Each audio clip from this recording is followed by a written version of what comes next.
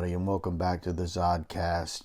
It is Thursday night, February 10th, and of course that's a picture of Big Al, as he spelled it, B-E-E-G, Al, as he went by. So really interesting that Arthur Lee Allen would like to play with words like that. Of course, B-E-G would have been Beg, so he spelled it B-E-E-G for Big Al.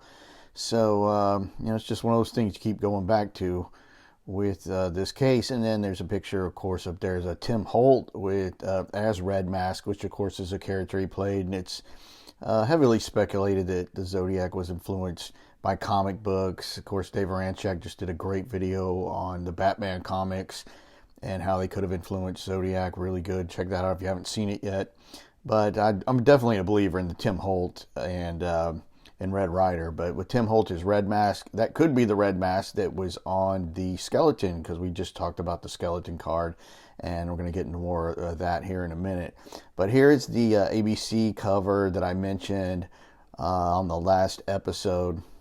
It is, of course, the cover of the Zodiac's Pines card, but notice the top left corner. I did mention that it says ABC, which is, of course, the broadcasting network, and I always kind of like to think that means attended Bakersfield College. But if you look at the Zodiac symbol at the top left corner, how the Zodiac didn't fill in the complete crosshairs for the cross circle logo. And here's a better picture of it, a better scan. And you see where the Z is heavier, drawn in heavier than the rest of the letters in Zodiac. And then the little point at the top of the cross circle logo touches the D. So that calls your attention. It's starting at D, O, and then when you invert that heavier drawn Z, it makes an N. So that's just kind of interesting, because I don't think the Zodiac did anything that didn't have a purpose. So I just thought it was interesting how you can tell that the one part of, a quarter of that circle in the logo is not drawn with a thick pen. It's the thinner line, so it's calling your attention to the first three letters. And of course, like I said, the top point in the logo points to the D. And then I want to read one of the mail from the last live video, and this is from Sean again. And I really appreciate all your thoughts on this stuff, Sean. You as a graphic artist, it really adds a lot of weight to the whole thing with the drafting and stuff. But and I appreciate the pleasantries here. But I'll start with the part where you say, per the skeleton, I had never thought of a Stein connection, but the timing and similarity in its pose is hard to deny. I am not convinced that he got access to the crime scene photos via Avery, though. I think he targeted Avery because he knew him from school, but doubt that he was in on it. I also noticed the visual differences in the two skeletons. The pre-printed one is comical and more simple in design. For example, the ribs are much more simplified on the front versus the interior skeleton. To me, the skeleton has always looked like it was meant to be hanging by his arms or wrists, chained in prison perhaps, like the skeletal remains of a prisoner in a dungeon. Do you know if Zodiac left Stein posed like that, or was he moved by officers or EMTs before the photo was taken? It's possible that Z did it from memory, but if I remember correctly, he was moved by someone.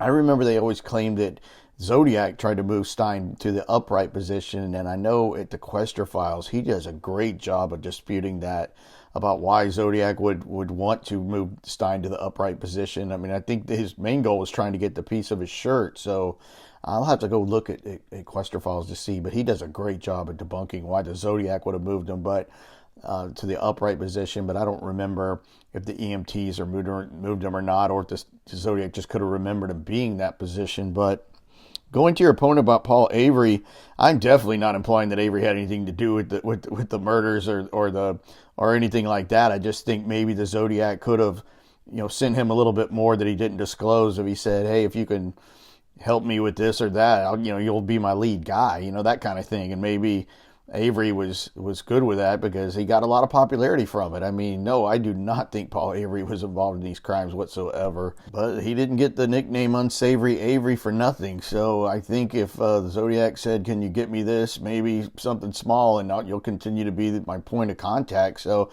I don't know, I'm just throwing that out there. But no, I don't think Avery was involved in the crimes at all.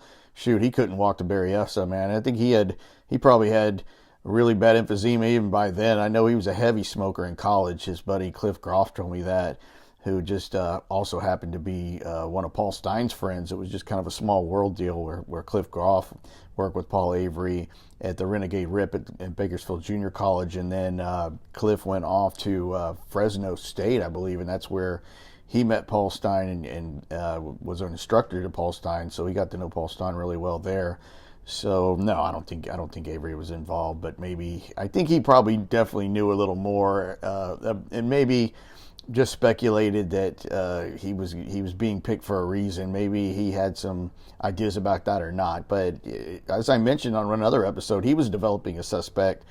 I told Ross about that. He had, I think it was another merchant marine. I can't remember. He never turned in what he found, but Avery had his own suspect.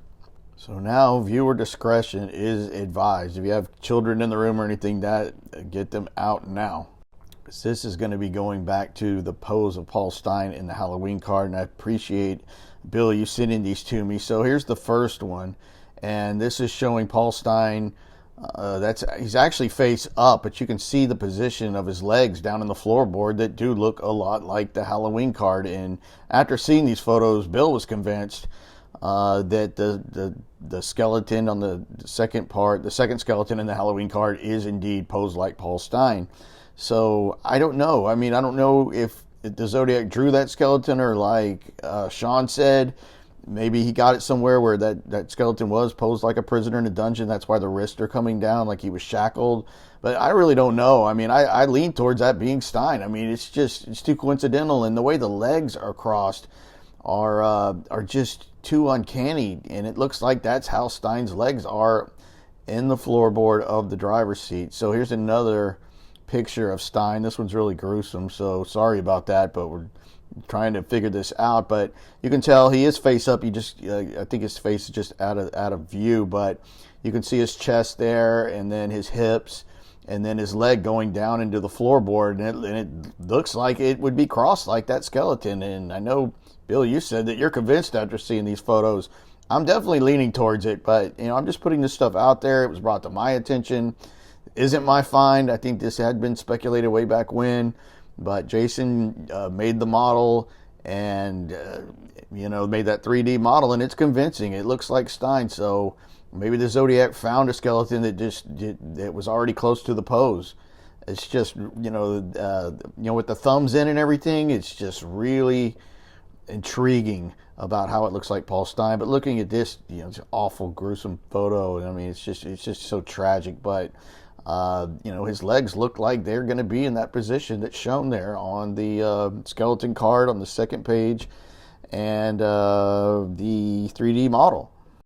So here again is the 3D model done by Jason, and you can see the legs coming off the seat and the hands. Sean's right. It kind of looks like a prisoner if it was hanging from chains, but it's just still a really odd arrangement of the legs. So I don't know if the Zodiac got that card pre-printed, cut it out, maybe got it from a comic book. Who knows? I mean, obviously Zodiac was influenced by comic books.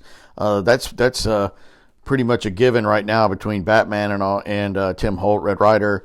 And then again, you see the card with the legs doing that. So even if he is hanging in a dungeon, the legs are kind of drifting off there, and the foot touching the other would just be a really odd placement of the legs, even if he was hanging. But I agree that the hands coming down look like he could be, from hanging from a dungeon. But, I don't know. I mean, I kind of lean towards this being Paul Stein, but I'm not even 100% sure myself. But I heavily lean towards it, especially after seeing those photos that Bill provided of the Paul Stein murder. And Jason also has decoded the eyes in the tree and outside of the tree on the Halloween card. It's really interesting what he came up with. He showed me the way he deciphered it using the 340, and it's really interesting, and that's definitely going to be coming soon, and a little bit more about the Halloween card and some other discoveries as well. Stay tuned, and please subscribe and hit the like button if you feel so moved. Thank you.